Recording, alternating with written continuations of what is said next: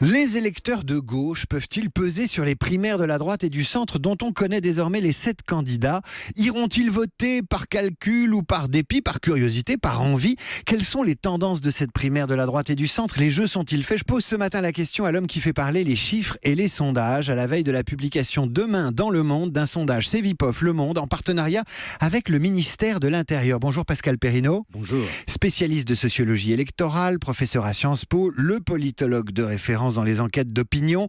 Pascal Perrineau, une simple question pour commencer. Ces primaires de la droite et du centre, il se dit de plus en plus qu'elles peuvent intéresser les électeurs de gauche au sens large, mieux qu'elles peuvent leur donner envie d'y participer. Est-ce que c'est votre avis ?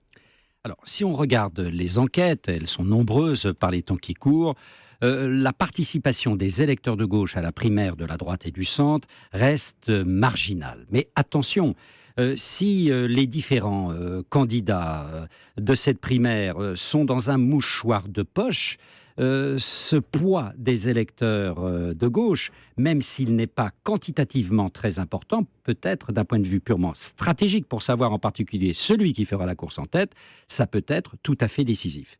Et puis il y a aussi l'idée qui se répand de plus en plus qu'au fond, on va peut-être choisir le président de la République dans les primaires de la droite et du centre. Dans les primaires. Puisque voilà, il n'y aura pas de candidat de gauche, il y a une probabilité élevée qu'il n'y ait pas de candidat de gauche au second tour. Et à ce moment-là, on va les choisir parmi les candidats de la droite et du centre, celui qui nous importune le moins. Alors vous dites que cette part des électeurs de gauche est marginale s'ils avaient l'intention d'aller voter aux primaires à droite.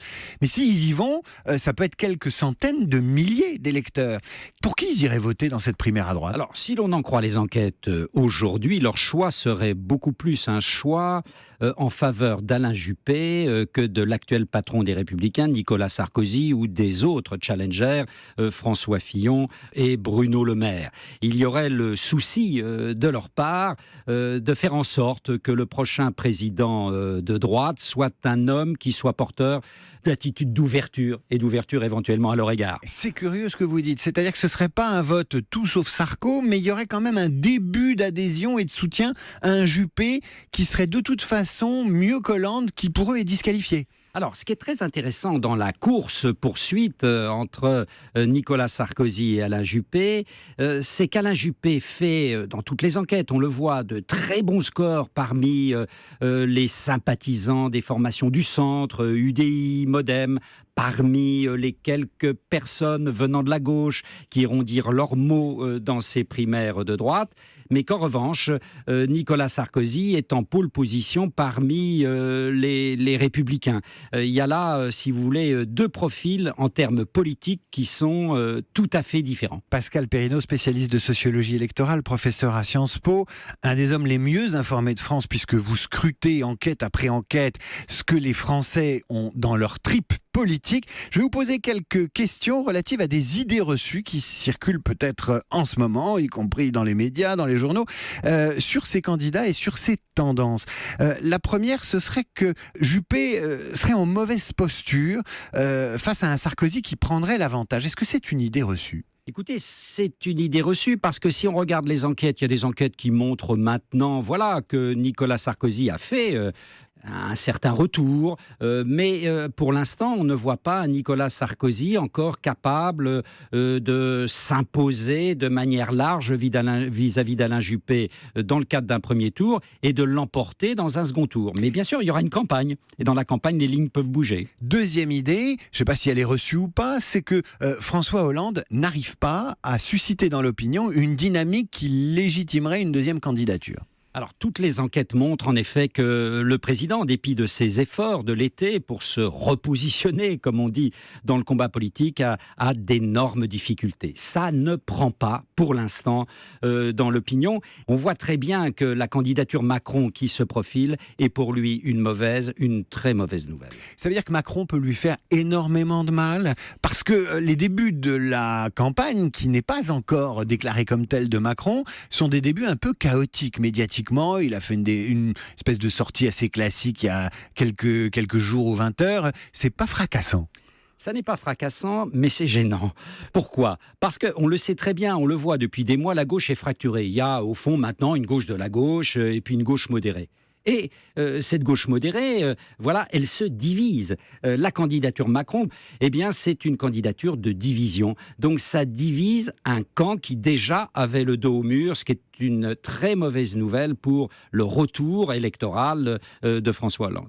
Alors, une autre idée reçue, mais est-elle reçue, je n'en sais rien, c'est cette quasi-certitude que Marine Le Pen est qualifiée d'office pour le second tour, à cause des sondages, à cause d'une dynamique, mais aussi parce que la droite court après son programme, court après ses thématiques de campagne. Est-on si sûr que Marine Le Pen sera qualifiée pour le second tour ? Quand vous regardez toutes les enquêtes, à peu près, quels que soient les instituts, depuis janvier dernier, on a l'impression d'une candidature Le Pen qui s'est imposée dans la perspective du second tour et qui est même plutôt, en termes de niveau du premier tour, légèrement à la hausse. Elle était partie plutôt des 25% d'intention de vote. Aujourd'hui, elle semble tourner plutôt autour des 30%. Avec un tel niveau, ça va être difficile de la déloger pour les challengers de la position du second tour. Ça va être difficile et même très difficile. Je reviens à ces fameux électeurs de gauche.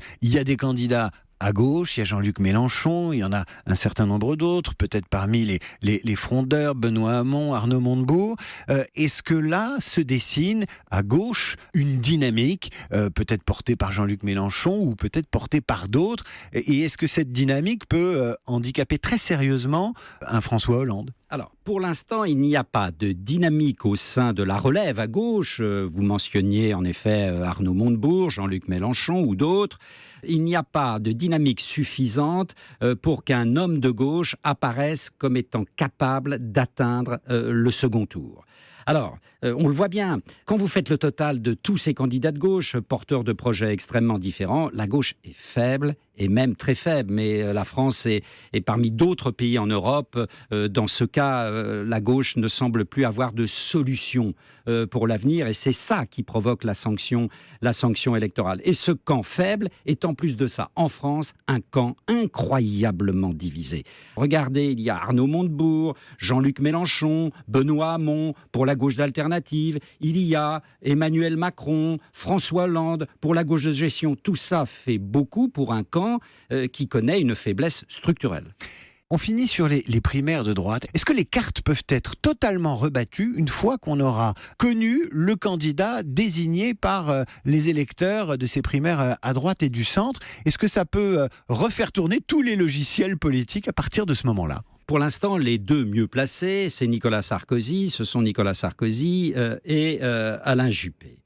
Les réactions de l'électorat seront différentes parce qu'on le voit bien avec Alain Juppé, il n'y a pas de forte polarisation, il n'y aura pas de phénomène anti-Juppé. Bien sûr, il rentrera dans la campagne, il y aura du clivage, mais il n'y aura pas ce qui existera si Nicolas Sarkozy franchit l'obstacle des primaires, c'est-à-dire l'antisarkozysme. On voit bien l'antisarkozysme dans l'opinion, c'est quelque chose de structurel, c'était assoupi depuis que Nicolas Sarkozy est sorti du bois, est rentré en campagne et avec le côté tonitruant qu'on lui connaît, eh bien cet anti-sarkozysme se réveille, il se réveille dans les primaires.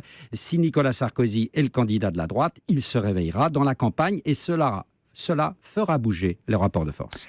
Pascal Perrineau, puisque vous parlez des primaires, demain sur Europe 1, coup d'envoi des lundis de la primaire. Chaque lundi, un candidat face à Thomas Soto, Jean-Pierre Elkabbach et vos questions sur Facebook, Twitter et au 3921.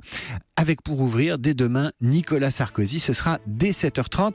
Pascal Perrineau, professeur à Sciences Po, spécialiste de sociologie électorale. Merci d'avoir été avec nous ce matin sur Europe 1. Et je rappelle ce sondage à paraître également demain dans Le Monde, sondage Cevipof, Le Monde, ministère de l'Intérieur. Merci à vous. Merci.